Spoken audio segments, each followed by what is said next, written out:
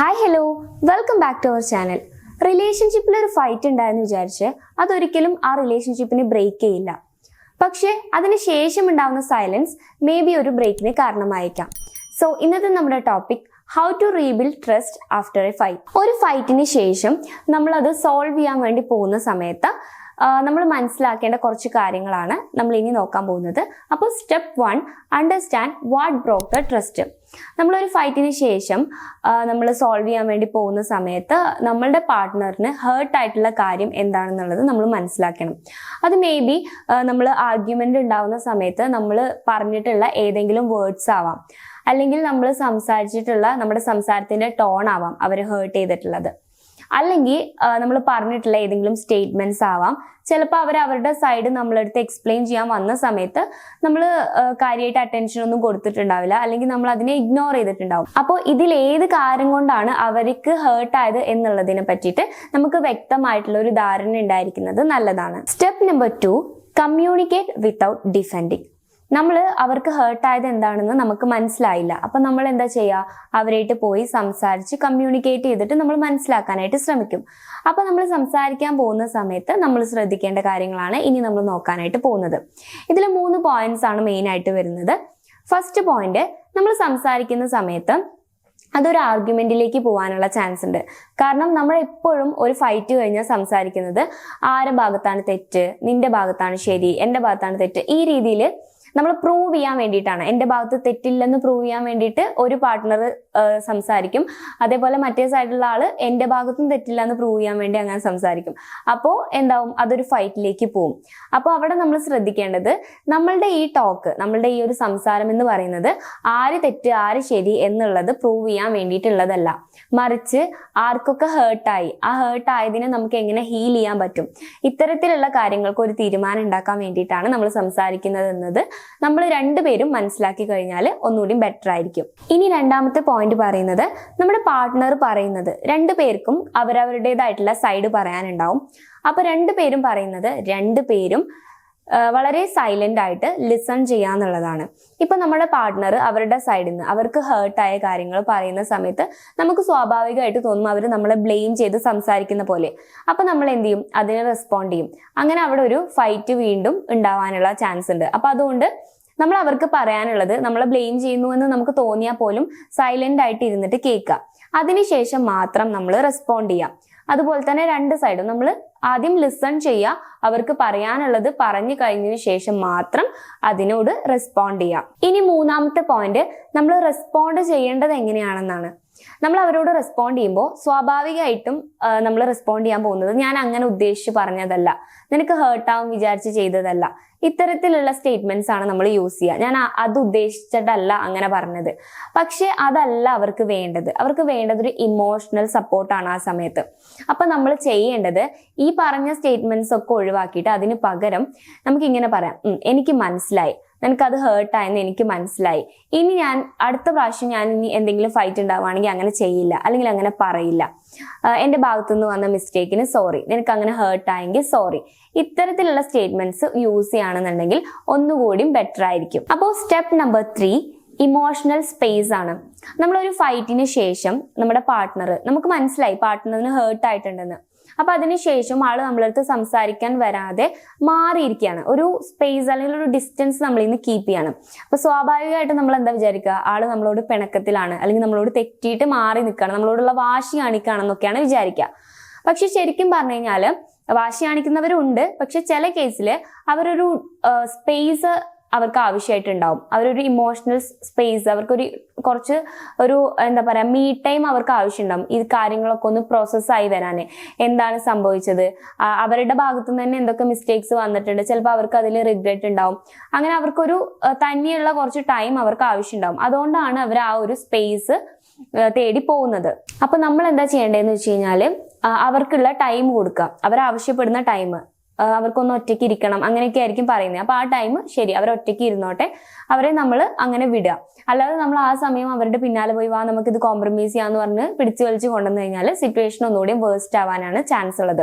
അപ്പൊ അതുകൊണ്ട് അവർക്ക് ടൈം വേണമെന്ന് അവർ പറയുകയാണെങ്കിൽ നമ്മൾ അവർക്ക് ആവശ്യമായിട്ടുള്ള ടൈം കൊടുക്കുക. അവർ ആ ഒരു ടൈമിന് ശേഷം നമുക്ക് സംസാരിച്ച് സോൾവ് ചെയ്യാം. അപ്പൊ അവർക്കും എന്താണ് നടന്നതിനെ പറ്റിയിട്ട് ഒരു ക്ലാരിറ്റി ഉണ്ടായിട്ടുണ്ടാവും. ഇപ്പൊ ഞാൻ നേരത്തെ പറഞ്ഞല്ലോ, ഇപ്പൊ നമുക്കൊരു തെറ്റിദ്ധാരണ വരാനുള്ള ചാൻസ് ഉണ്ടെന്ന്. അതായത് അവർ സൈലൻസിലോട്ട് പോകുമ്പോൾ നമ്മൾ വിചാരിക്കും അവർ വാശി കാണിക്കുകയാണ് അല്ലെങ്കിൽ അവർ പിണക്കത്തിലാണെന്നുള്ള ഒരു സംഭവം നമുക്ക് വരും. അങ്ങനെ അവർ കാണിക്കുന്ന സമയത്ത് നമ്മളും ഇപ്പുറത്തെ സൈഡിൽ അവരോട് വാശി കാണിച്ച് മാറിയിരുന്നു കഴിഞ്ഞാൽ അവിടെ വലിയൊരു സൈലൻസ് വരാനുള്ള ചാൻസ് ഉണ്ട്, ഒരു ഡിസ്റ്റൻസ് കൂടാനുള്ള പോസിബിലിറ്റി ആണ് ഉള്ളത്. അപ്പൊ അതുകൊണ്ട് അവര് സൈലൻസ് കാണിച്ച് മാറിയിരിക്കുമ്പോൾ നമ്മൾ അതിനെ റെസ്പെക്ട് ചെയ്യാൻ പഠിക്കുക. അവരുടെ പ്രോസസ്സ് ചെയ്യാനുള്ള ടൈം എടുക്കുകയാണെന്നും അവർ ഓക്കെ ആവാൻ നോക്കുകയാണെന്നും ഉള്ളൊരു ബോധം നമുക്ക് ഉണ്ടായിരിക്കുക. പിന്നെ നമ്മളും അപ്പുറത്തെ സൈഡിൽ ഒന്നും പറയാതെ മാറിയിരിക്കാതെ അവർക്കുള്ളൊരു ഇമോഷണൽ സേഫ്റ്റി നമ്മൾ കൊടുക്കുക. നമ്മൾ അവരോട് പറയാ, നീ ഓക്കെ ആവുമ്പോൾ വന്ന് സംസാരിക്കും, ഞാൻ ഇവിടെ തന്നെ ഉണ്ട്. അങ്ങനെ അവരെ ഒന്ന് കംഫർട്ടബിൾ ആക്കാനായിട്ട് ട്രൈ ചെയ്യാം. നമ്മുടെ 4ാമത്തെ സ്റ്റെപ്പ് ഷോ കൺസിസ്റ്റൻസി. അതായത് ഒരു ട്രസ്റ്റ് റീബിൽഡ് ചെയ്യുന്നതിന്റെ കേസിൽ നമ്മൾ പ്രോമിസസ് കൊടുക്കുന്നതിന്റെ പകരം നമുക്ക് ചെയ്യാൻ പറ്റുന്നത് ആക്ഷൻസിലൂടെ എക്സ്പ്രസ് ചെയ്യാന്നുള്ളതാണ്. അതിനൊരു എക്സാമ്പിൾ പറയാന്നുണ്ടെങ്കിൽ, ഇപ്പോൾ 2 ആളുകൾ തമ്മിൽ മീറ്റ് ചെയ്തു, അവർ തമ്മിലൊരു റിലേഷൻഷിപ്പ് ഉണ്ടാവുകയും ആ സമയത്ത് ആ റിലേഷൻഷിപ്പിന്റെ സ്റ്റാർട്ടിങ് ടൈമിൽ മേ ബി ഒരു പാർട്ട്ണർ മറ്റേ പാർട്ട്ണറിനോട് ഞാൻ നിന്റെ കൂടെ ഉണ്ടാവും, അല്ലെങ്കിൽ എനിക്ക് എന്ത് പ്രശ്നം വന്നാലും ഞാൻ നിന്റെ ഒപ്പം നിൽക്കും എന്നുള്ള പ്രോമിസസുകളൊക്കെ കൊടുത്തിട്ടുണ്ടാവും. മേ ബി നമ്മൾ മാരേജിന്റെ ടൈമിലാണെങ്കിലും അങ്ങനെ കൊടുക്കും. അപ്പോൾ ആഫ്റ്റർ മാരേജ് അല്ലെങ്കിൽ ഈ ഒരു റിലേഷൻഷിപ്പ് നമ്മൾ കണ്ടിന്യൂ ചെയ്യുന്ന സമയത്ത് നമുക്കൊരു ഫൈറ്റ് വന്നു, ആ ഫൈറ്റ് നമ്മൾ സോൾവ് ചെയ്യുന്ന സമയത്ത് നമ്മൾ വീണ്ടും ഇപ്പോൾ ഞാൻ നിന്റെ കൂടെ ഉണ്ടാവും, എന്ത് പ്രശ്നം വന്നാലും നിന്റെ കൂടെ നിൽക്കും എന്നുള്ള പ്രോമിസസ് വീണ്ടും കൊടുക്കുന്നതുകൊണ്ട് വലിയ കാര്യമൊന്നുമില്ല. അപ്പോൾ നമ്മൾ അതിനേക്കാൾ കൂടുതൽ ഇമ്പോർട്ടൻസ് കൊടുക്കേണ്ടത് ആക്ഷൻസിലാണ്. അപ്പൊ നമുക്ക് എങ്ങനെയാണ് ആക്ഷൻസിലൂടെ നമുക്ക് ട്രസ്റ്റിനെ റീബിൽഡ് ചെയ്യാൻ പറ്റാന്നുള്ളത് നോക്കാം. അപ്പം ആദ്യം നമുക്ക് ചെയ്യാൻ പറ്റുന്നത് നമ്മളുടെ ആക്ഷൻസ്, അതായത് നമുക്ക് വേർഡ്സിലൂടെ എക്സ്പ്രസ് ചെയ്യാം. അപ്പോൾ ഞാൻ നേരത്തെ പറഞ്ഞ പോലെ തന്നെ സോറി പറയാം. സോറി നമ്മൾ പറയേണ്ടത് കാര്യങ്ങൾ മനസ്സിലാക്കിക്കൊണ്ടാണ്, അല്ലാതെ ജസ്റ്റ് ഒരു സോറി പറയാന്നുള്ളതല്ല. നമ്മൾ കാര്യങ്ങൾ മനസ്സിലാക്കിക്കൊണ്ട് സോറി പറയാ. പിന്നെ നമ്മുടെ വേർഡ്സിലൂടെ ഇനി എൻ്റെ ഭാഗത്തു നിന്ന് ഇങ്ങനെ ഒരു കാര്യം ഉണ്ടാവില്ല എന്നുള്ളത് അവർക്കൊരു റീഅഷ്വറൻസ് കൊടുക്കുന്ന പോലത്തെ കാര്യങ്ങൾ നമ്മൾ പറയാ. പിന്നെ ജസ്റ്റ് ഫിസിക്കൽ ടച്ചിലൂടെ അവരെ ഒന്ന് ആശ്വസിപ്പിക്കാൻ ശ്രമിക്കുക.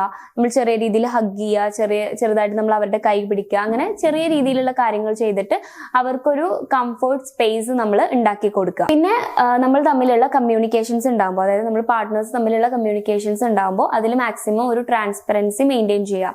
അതായത് അവർക്ക് എന്തും പറയാനുള്ള സ്പേസ് നമ്മൾ കൊടുക്കുക. അവരുടെ ഉള്ളിലുള്ള കാര്യങ്ങളെ നമ്മൾ ജഡ്ജ് ചെയ്യാതെ അവർക്ക് എന്തും പറയാനുള്ള ഒരു ഫ്രീഡം നമ്മൾ ആ ഒരു സ്പേസിൽ ഉണ്ടാക്കി കൊടുക്കുക. അതുപോലെ തന്നെ നമ്മൾ നമ്മുടെ കാര്യങ്ങൾ വളരെ ട്രാൻസ്പെറന്റ് ആയിട്ട് അവരുമായിട്ട് കമ്മ്യൂണിക്കേറ്റ് ചെയ്യുക. പിന്നെ നമ്മൾ ഇമ്പോർട്ടൻ്റ് ആയിട്ട് ശ്രദ്ധിക്കേണ്ട ഒരു പോയിന്റ് എന്ന് പറയുന്നത്, നമ്മളുടെ ഫൈറ്റ് ഉണ്ടാവാനായിട്ട് ഒരു റീസൺ ഉണ്ടാവും. ആ റീസൺ പല സിറ്റുവേഷൻസിനെ ബേസ് ചെയ്തും ആൾക്കാരെ ബേസ് ചെയ്തും ഡിഫറെൻ്റ് ആയിരിക്കും, ഡിപ്പെൻസ്. അപ്പോൾ ആ ഒരു റീസണെ നമ്മൾ പിന്നെയും നമ്മൾ ഈ ഒരു പ്രോബ്ലം സോൾവ് ചെയ്യുന്ന ഡിസ്കഷനിലേക്ക് കൊണ്ടുവരാതിരിക്കുക, റിപ്പീറ്റഡ് ആയിട്ട് കൊണ്ടുവരാതിരിക്കുക.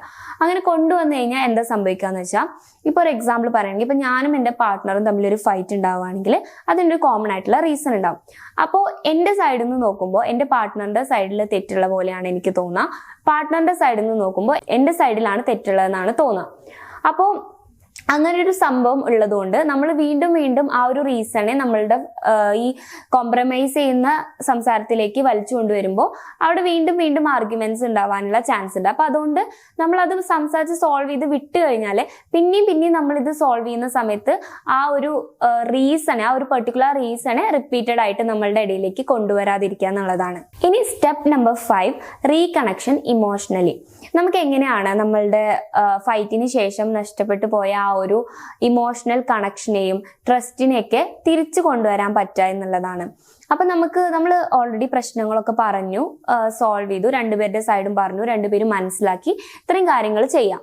അതിനുശേഷം നമുക്ക് തന്നെ ഫീൽ ചെയ്യുമല്ലോ, നമ്മുടെ പാർട്ട്ണർ ഒന്ന് കൂളായി, ഒന്ന് ഓക്കെ ആയി എന്ന് നമുക്ക് തോന്നുമ്പോൾ നമ്മൾ അവരുടെ അടുത്ത് സജസ്റ്റ് ചെയ്യുക, നമുക്ക് ഒരുമിച്ച് എന്തെങ്കിലും കാര്യം ചെയ്യാം. അതായത് മേ ബി അതൊരു കോഫി കുടിക്കാൻ പുറത്തു പോവാം, അല്ലെങ്കിൽ ജസ്റ്റ് ഒരു സിനിമക്ക് പോവാം, അല്ലെങ്കിൽ ഒരു ഡ്രൈവിന് പോവാം, ഒരുമിച്ച് ഫുഡ് കഴിക്കാൻ പോവാം, പാർക്കിൽ പോവാം, ബീച്ചിൽ പോവാം, എന്ത് വേണമെങ്കിലും ആവാം. നമുക്ക് ഒരുമിച്ച് എങ്ങോട്ടെങ്കിലും പോവാം, അല്ലെങ്കിൽ ഒരുമിച്ച് എന്തെങ്കിലും ഒരു കാര്യം ചെയ്യാം എന്നുള്ളത് സജസ്റ്റ് ചെയ്യാം. അപ്പൊ നിങ്ങൾ ഒരുമിച്ച് എന്തെങ്കിലും ഒരു കാര്യം ചെയ്യുന്ന സമയത്ത് ഒന്നുകൂടി നിങ്ങളുടെ ഇമോഷണൽ കണക്ഷന് കൂടാനുള്ള ചാൻസ് ഉണ്ട്. നിങ്ങൾക്ക് ഒരു പേഴ്സണൽ ടൈം കിട്ടും.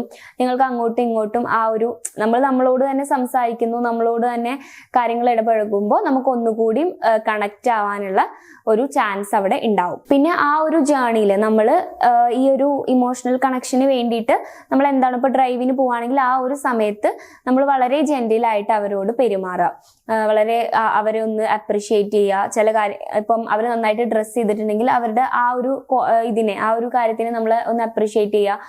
അങ്ങനെ ജെന്റിലായിട്ടുള്ള രീതിയിൽ ടച്ച് ചെയ്യുക. അങ്ങനെ നമ്മൾ നമ്മുടെ ലവ് അവരോട് എക്സ്പ്രസ് ചെയ്യുക. അപ്പൊ പയ്യെ അവർക്ക് നമ്മളോടും ആ ഒരു ഇമോഷണൽ കണക്ഷന് റീബിൽഡ് ആയിട്ട് വരും. ഒരു ഫൈറ്റിന് ശേഷം നഷ്ടപ്പെട്ടു പോയിട്ടുള്ള ഇമോഷണൽ കണക്ഷനും അതുപോലെ തന്നെ ട്രസ്റ്റ് ഒന്നും നമുക്കൊരു ഓവർനൈറ്റിൽ തിരിച്ചു പിടിക്കാനായിട്ട് പറ്റില്ല.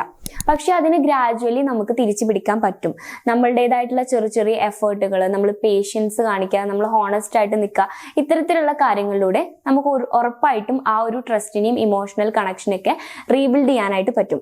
അപ്പോൾ ഈ ഒരു വീഡിയോ നിങ്ങൾക്ക് ഇഷ്ടമായെന്ന് വിശ്വസിക്കുന്നു. വീഡിയോ ഇഷ്ടമായാൽ ലൈക്ക് ചെയ്യുക, നിങ്ങളുടെ ഒപ്പീനിയൻസ് താഴെ കമന്റ് ബോക്സിൽ കമന്റ് ചെയ്യുക, ചാനൽ സബ്സ്ക്രൈബ് ചെയ്യുക. It's me Rashna signing of.